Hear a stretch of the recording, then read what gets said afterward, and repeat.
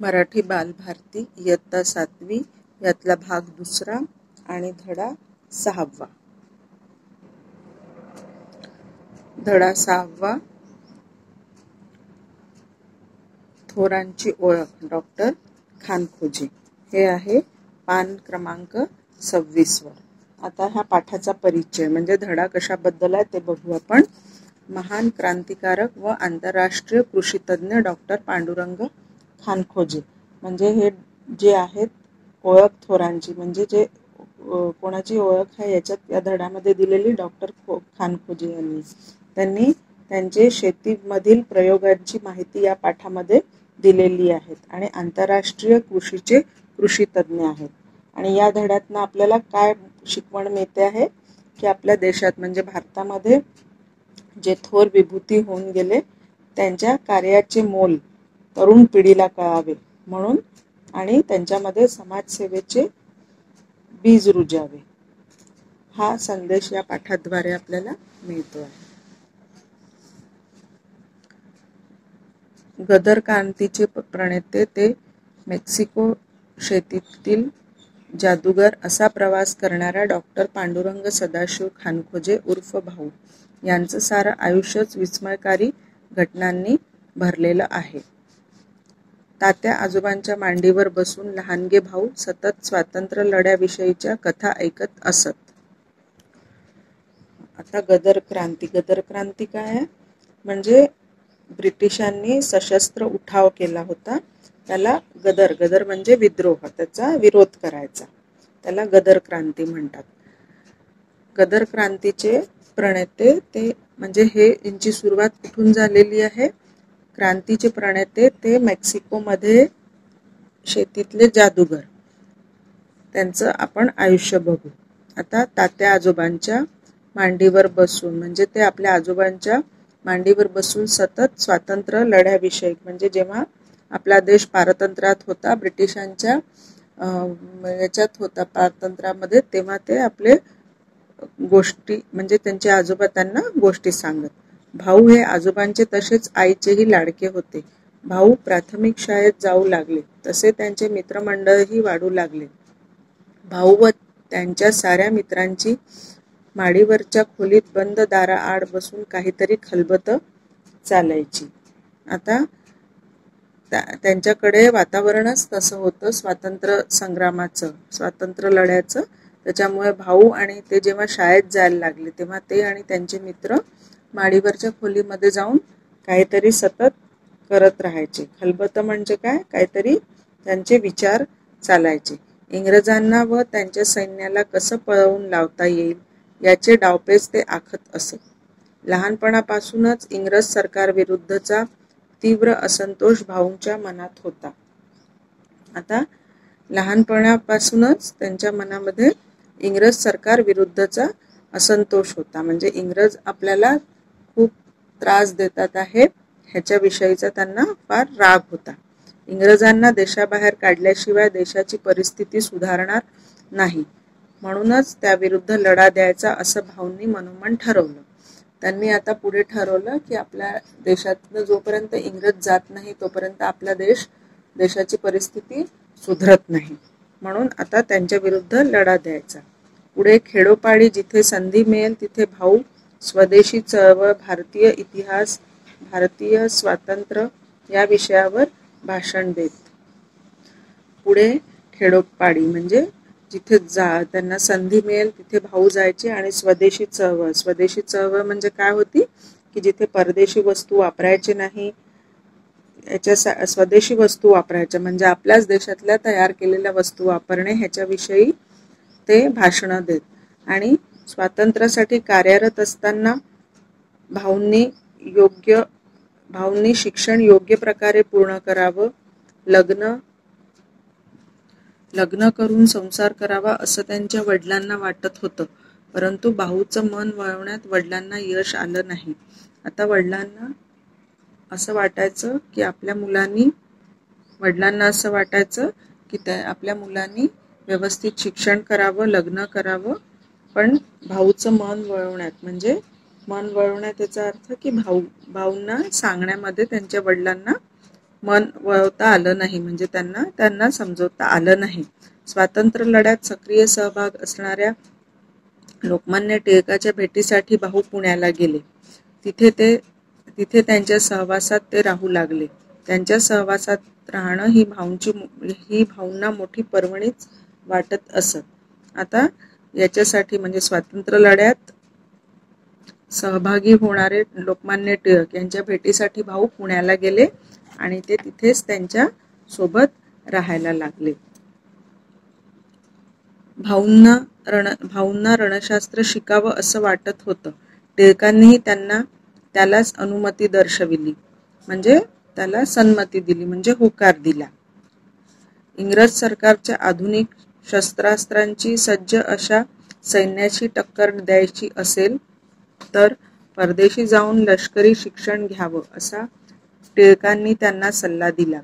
टिळकांनी त्यांना सांगितलं की ब्रिटिश सरकाराला आपल्याला त्यांच्या शस्त्राशी टक्कर घ्यायची असेल तर आधुनिक शस्त्र शिकावं लागेल, रणशास्त्र शिकावं लागेल.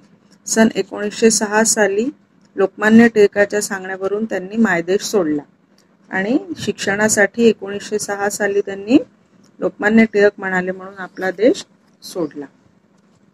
अमेरिकेतील सान राफाएल येथील लष्करी शिक्षण देणाऱ्या अकॅडमीत भाऊ दाखल झाले. शिस्तपालन, अभ्यासातील प्रगती, सर्व प्रकारच्या कामातील तत्परता, शरीर चापल्य पाहून अकॅडमीतील शिक्षक वर्ग भाऊंवर खुश होता. आता अमेरिकेत तिथे ते शिकायला गेले आणि ते अतिशय उत्कृष्ट असे विद्यार्थी तिथे ठरले, म्हणून त्यांच्यावर तिथले जे शिक्षक होते ते सगळे खुश होते. लष्करी शिक्षण घेत असताना कोणतीही उणीव राहू नये म्हणून ते प्रयत्नांची पराकाष्ठा करत होते. आपण लष्करी शिक्षण घेतो आहे म्हणजे तिथे काहीच कमी पडू नये, म्हणजे आपल्याला सगळं अद्ययावत शिक्षण यावं याच्यासाठी ते खूप प्रयत्न करत होते. 1910 साली तमाल पेस मिलिटरी अकॅडमीचा डिप्लोमा त्यांना मिळाला. तमाल पेस मिलिटरी अकॅडमी होती, त्याचा डिप्लोमा म्हणजे प्रशिक्षण पूर्ण केल्यावर दिले जाणारे सर्टिफिकेट हे त्यांना मिळाले. आता पान क्रमांक 27 वरचं बघू आपण. भारतीय बहुजन समाज शेतकऱ्यांचा आहे.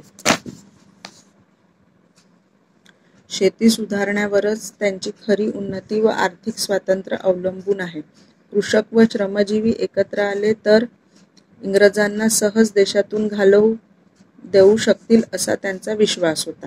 आता भारतीय बहुजन समाज म्हणजे शेतकरी समाज जो आहे त्यांना शेती सुधारण्यावरच म्हणजे शेतीत नवीन नवीन प्रयोग करून आणि शेती सुधारण्यावरच त्यांची खरी उन्नती आहे. आणि कृषक व श्रमजीवी म्हणजे शेतकरी आणि जे श्रम करतात ते एकत्र आले तर आपण इंग्रजांना आपल्या देशातून घालवून देऊ असं त्यांना विश्वास होता. शेतीच्या निमित्तानं बहुजन समाजात क्रांतीचा प्रसार करता येईल अशा विचारांना त्यांनी कृषीशास्त्र शिक्षण पूर्ण करायचं ठरवलं. मग आता पुढे त्यांनी शेतीविषयक म्हणजे कृषीशास्त्राचं शिक्षण करायचं असं ठरवलं. वॉशिंग्टन स्टेट कृषी महाविद्यालयात त्यांनी पदव्युत्तर शिक्षणासाठी नाव नोंदवलं. 1913 साली त्यांनी मास्टर ऑफ सायन्स MS ही पदवी मिळवली, म्हणजे अमेरिकेच्या वॉशिंग्टनमध्ये त्यांनी MS ही पदवी 1913 साली मिळवली. कृषी शिक्षण घेत असताना त्यांनी अमेरिकेत क्रांती केंद्र काढली. आता जेव्हा ते अमेरिकेमध्ये शिक्षण घेत होते तिथे त्यांनी क्रांती केंद्र काढली. गदर उठावाच्या आखणीत ते आघाडीवर होते, म्हणजे गदर क्रांती जी होती त्याच्या उठावाच्या आखणीमध्ये म्हणजे ती कशी काय व्हायला पाहिजे ह्याच्यामध्ये ते आघाडीवर होते. लाला हरदयाळ, पंडित काशीराम, विष्णू गणेश पिंगळे, वीरेंद्रनाथ चट्टोपाध्याय, भूपेंद्रनाथ दत्त हे क्रांतिकारक त्यांचे सहकारी होते. आता हे जे सगळे क्रांतिकारक आहे हे त्यांचे सहकारी होते. सशस्त्र लढा संघटित करण्यासाठी त्यांनी Japan, America, Canada, Iran, Moscow, Berlin अशी भ्रमंती केली आणि अपार साहसे अंगावर घेतली. आता सशस्त्र लढा संघटित करण्यासाठी म्हणजे सगळ्यांची मदत घेण्यासाठी त्यांनी हे जे देश आहेत Japan, America, Canada, Iran, Moscow, Berlin अशी भ्रमंती म्हणजे अशा ठिकाणी ते फिरले आणि सगळं अपार साहसे अंगावर घेतली. म्हणजे या देशांमध्ये फिरून त्यांनी सगळं साहस आपल्या अंगावर जमा केलं. कृषी शास्त्रात डॉक्टरेट प्राप्त केल्यानंतर मेक्सिको येथील सरकारी कृषी विद्यालयात त्यांची प्राध्यापक पदी नेमणूक झाली. त्यांच्या अध्यापनाचा लौकिकही वाढत होता. जमीन आणि पिके या विषयात त्यांच्या शब्दाला मोल आलं. नंतर कृषी क्षेत्रामध्ये म्हणजे शेती या क्षेत्रामध्ये त्यांनी डॉक्टरेट प्राप्त केल्यानंतर मेक्सिकोमध्ये त्यांना सरकारी विद्यालयात प्राध्यापक म्हणून नेमणूक झाली. जेनेटिक्स या विषयात त्यांचा दबदबा वाढला.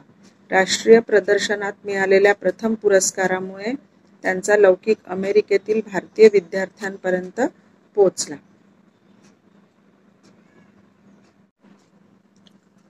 अध्यापनाव्यतिरिक्तच्या वेळेत त्यांनी त्यांच्या प्रयोगशाळेत आणि प्रयोगक्षेत्रात गव्हावर अभ्यास सुरू केला.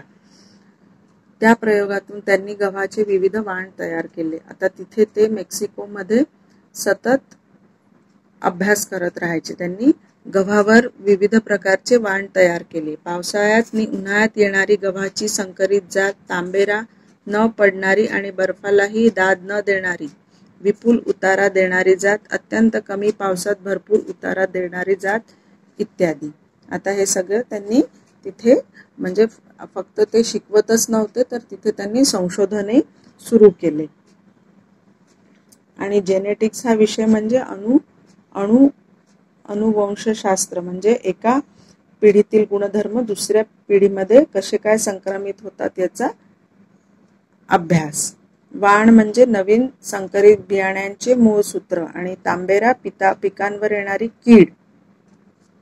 या खानखोजेंच्या जेनेटिक्स क्षेत्रातला अभ्यास, जमीन आणि पिके याबाबतचे प्रयोग, गव्हावरचे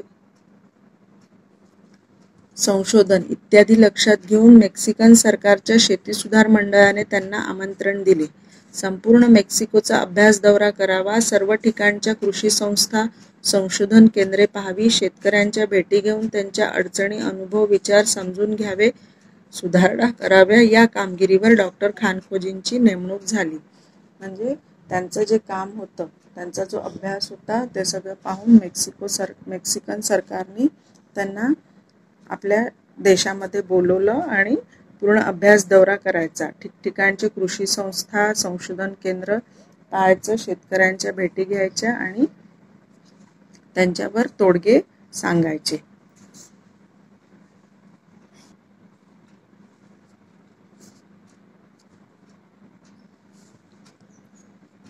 त्यांच्या दौऱ्याची मेक्सिकन सरकारने व्यवस्था केली. या दौऱ्यानंतर त्यांनी मेक्सिकन जनतेचे मुख्य अन्न असलेल्या मकाची पैदासनी दर्जा वाढवण्याच्या दृष्टीने संशोधनाला सुरुवात केली. आता मेक्सिकोमध्ये गेल्यानंतर तिथलं जे मुख्य अन्न होतं मका, त्याच्या दृष्टीने त्याची कशी काय त्याचा दर्जा आणि त्याची पैदास कशी वाढेल ह्याचा विचार त्यांनी संशोधन सुरू केलं. मेक्सिकोतील तेवो सिंतले ही निरुपयोगी वनस्पती आणि मका यांचे संकरण वाढ करून त्यांनी तेवो मका ही मक्याची नवीन संकरित जात निर्माण केली. आता तिथे एक निरुपयोगी वनस्पती होती, त्याचं नाव होतं तेवो सिंतले. ते आणि मका यांचं संकरण केलं म्हणजे त्या दोन मिळून नवीन संकरित वाण तयार केलं, तेवो मका.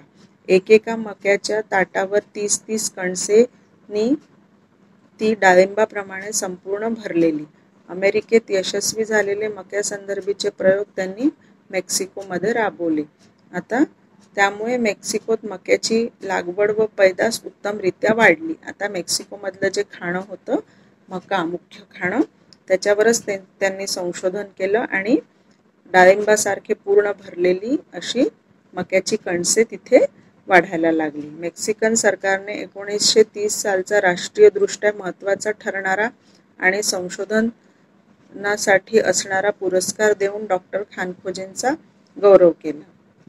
1930 मध्ये मेक्सिकन सरकारने त्यांना राष्ट्रीय दृष्ट्या म्हणजे त्यांच्या देशातला जो महत्त्वाचा पुरस्कार होता तो खानखोजेंना गौरव केला त्या पुरस्कार देऊन. गहू मक्यानंतर त्यांनी तूर, चवळी यांचे विविध वाण तयार केले. सोयाबीनची लागवड करण्यास शेतकऱ्यांना प्रोत्साहित केले. त्यांनी शेवग्यावरही संशोधन केले. शेवग्याचा पाला, मुळ्या, शेंगातील बिया आणि त्या बियापासून मिळणारे सुगंधी तेल याचे महत्त्व विशद करणारी पुस्तिका प्रकाश करून सामान्य शेतकऱ्यांपर्यंत पोचवली.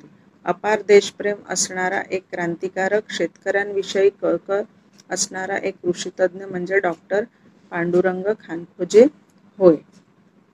आता त्यांनी शेतकऱ्यांसाठी भरपूर कामं केली. त्याच्यामध्ये सोयाबीनची लागवड म्हणजे शेतकऱ्यांना सोयाबीन लागवडीसाठी प्रोत्साहित केले.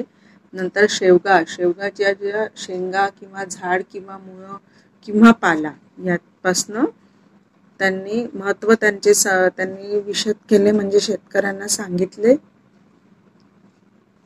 आणि शेवग्याच्या शेंगातल्या बियांपासून सुगंधी तेल करून तेही त्यांनी शेतकऱ्यांना कसं करायचं हे सांगितलं. अपार देशप्रेम म्हणजे देशाविषयी प्रेम आणि एक क्रांतिकारक आणि शेतकऱ्यांविषयी कळकळ असणारे एक कृषीतज्ञ म्हणजे डॉक्टर पांडुरंग खानखोजे आहेत.